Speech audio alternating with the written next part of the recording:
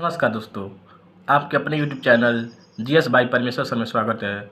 दोस्तों, आज इस वीडियो में बात करेंगे लोकसभा चुनाव 2024 के बारे में बात करेंगे। तो आइए दोस्तों शुरू करते हैं। 2024 में कौन सी लोकसभा का चुनाव हुआ? 18वीं लोकसभा थी। 2024 में कौन सी लोकसभा का चुनाव हुआ? 18वीं। लोकसभा चुनाव लड़ने के लिए न्यूनतम आयु कितनी होनी चाहिए? 25 वर्ष। लोकसभा चुनाव लड़ने के लिए न्यूनतम आयु कितनी होनी चाहिए व्यक्ति की? 25 वर्ष। वर्ष 1952 में भारत के पहले लोकसभा चुनाव में कितने राष्ट्रीय दलों ने भाग लिया था? 14। वर्ष 1952 में भारत के पहले लोकसभा चुनाव में कितने राष्ट्रीय दलों ने भाग लिया था? 14 राष्ट्रीय दलों ने भाग लिया था। लोकसभा का चुनाव पहली बार किस वर्ष में हुए थे? 1951 में। लोकसभा चुनाव पहली बार कब हुआ था? 1951 में हुआ था। भारत में लोकसभा का चुनाव कितने वर्ष के बाद होता है? 5 वर्ष बाद होता है। भारत में लोकसभा का चुनाव कितने वर्ष के बाद होता है? 5 वर्ष। सर्वप्रथम लोकसभा का गठन कब किया गया था? 1952 में। सबसे पहले लोकसभा का गठन कब किया गया था? 1952 में किया गया था। लोकसभा का अध्यक्ष किसके द्वारा चुना जाता है? लोकसभा के सदस्यों द्वारा। लोकसभा का अध्यक्ष किसके द्वारा चुना जाता है? लोकसभा के सदस्यों द्वारा चुना जाता है। लोकसभा का अध्यक्ष अपना त्यागपत्र किसको प्रस्तुत करता है? लोकसभा के उपाध्यक्ष को। लोकसभा का अध्यक्ष अपना त्यागपत्र किसको देता है? लोकसभा के उपाध्यक्ष को देता है। कौन लोकसभा को भंग करने की शक्ति रखता है? राष्ट्रपति। राष्ट्रपति जो है लोकसभा को भंग कर सकता है। तो कौन लोकसभा को भंग करने की शक्ति रखता है? तो राष्ट्रपति रखता है। कौन रखता है? राष्ट्रपति रखता है। भारत में कितने लोकसभा निर्वाचन क्षेत्र है? 543। भारत में कितने लोकसभा निर्वाचन क्षेत्र है? 543 है। स्वतंत्र भारत की लोकसभा का पहला सत्र कब आयोजित किया गया था? 13 मई 1952 को। स्वतंत्र भारत की लोकसभा का पहला सत्र कब आयोजित किया गया था? 13 मई 1952 को किया गया था। एक वर्ष में लोकसभा के कितने सत्र होते हैं? तो 3 होते हैं। एक वर्ष में लोकसभा के कितने सत्र होते हैं? तो 3।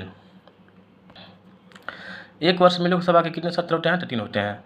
लोकसभा की अधिकतम संख्या कितनी है? तो 552। लोकसभा की अधिकतम संख्या कितनी है? 552 है। वर्तमान में भारत के मुख्य चुनाव आयुक्त कौन है? तो राजीव कुमार हैं। राजीव कुमार वर्तमान में क्या है? मुख्य चुनाव आयुक्त हैं। लोकसभा में केंद्र शासित प्रदेशों के लिए अधिकतम कितनी सीटें हो सकती हैं? तो 20 हो सकती हैं। लोकसभा में केंद्र शासित प्रदेशों के लिए अधिकतम कितनी सीटें हो सकती हैं? तो 20 हो सकती हैं। लोकसभा का पीठासीन अधिकारी कौन होता है? तो लोकसभा अध्यक्ष होता है। यानी लोकसभा का अध्यक्ष कौन होता है? लोकसभा का अध्यक्ष कौन होता है? तो लोकसभा अध्यक्ष खुद होता है। लोकसभा का पीठासीन अधिकारी कौन होता है? लोकसभा अध्यक्ष होता है। जब अध्यक्ष और उपाध्यक्ष दोनों के पद रिक्त या खाली हो तो लोकसभा की अध्यक्षता कौन करेगा? राष्ट्रपति द्वारा चुना गया या मनोनीत किया गया लोकसभा सदस्य, कोई भी लोकसभा सदस्य। जब अध्यक्ष और उपाध्यक्ष दोनों के पद रिक्त हो तो लोकसभा की अध्यक्षता कौन करेगा? तो राष्ट्रपति द्वारा मनोनीत लोकसभा सदस्य। भारतीय संसद का कौन सा सदन जनता द्वारा प्रत्यक्ष रूप से निर्वाचित सदन है? तो लोकसभा। भारतीय संसद का कौन सा सदन जनता द्वारा सीधे अप्रत्यक्ष रूप से निर्वाचित सदन है? लोकसभा है। कौन है? लोकसभा है। संसद के दोनों सदनों की संयुक्त बैठक की अध्यक्षता कौन करता है? तो लोकसभा अध्यक्ष करता है। संसद के दोनों सदनों की संयुक्त बैठक की अध्यक्षता कौन करता है? तो लोकसभा अध्यक्ष करता है। लोकसभा में महिलाओं के लिए कितना प्रतिशत सीट आरक्षण का प्रावधान किया गया है? 33% है।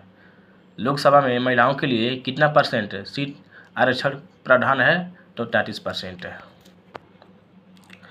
केंद्र सरकार के खिलाफ अविश्वास प्रस्ताव किसमें पास किया जा सकता है? तो लोकसभा में।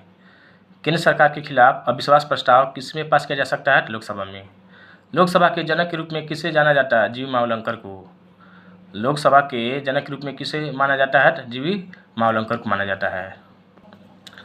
भारत में आदर्श आचार संहिता कब लागू होता है? तो चुनावी तारीख की घोषणा के तुरंत बाद। भारत में आदर्श आचार संहिता कब लागू होता है? चुनावी तारीख की घोषणा के तुरंत बाद। भारत में चुनावी तारीख के ऐलान के बाद आचार संहिता कौन लागू करता है? तो भारतीय निर्वाचन आयोग। भारत में चुनावी तारीख के ऐलान के बाद आदर्श आचार संहिता कौन लागू करता है? तो भारतीय निर्वाचन आयोग करता है। भारतीय संविधान के किस अनुच्छेद में लोकसभा के गठन का प्रावधान है? अनुच्छेद 81। भारतीय संविधान के किस अनुच्छेद में लोकसभा के गठन का प्रावधान है? अनुच्छेद 81 है। लोकसभा चुनाव के साथ साथ कितने राज्यों की विधानसभा चुनाव की तारीख भी जारी किए गए? तो 4।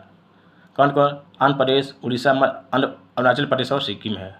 लोकसभा चुनाव के साथ साथ कितने राज्यों के विधानसभा चुनाव की तारीख भी जारी किया गया? 4 राज्यों की। कौन कौन है? आंध्र प्रदेश, उड़ीसा, आंध्र प्रदेश, उड़ीसा, अरुणाचल प्रदेश, सिक्किम। एक बार और देख लीजिए, आंध्र प्रदेश, उड़ीसा, अरुणाचल प्रदेश और सिक्किम है। तो दोस्तों उम्मीद करते हैं कि वीडियो आपको पसंद आया होगा। दोस्तों हम चाहेंगे कि वीडियो को शेयर कीजिए, लाइक कीजिए और सब्सक्राइब कीजिए। तब तक के लिए धन्यवाद।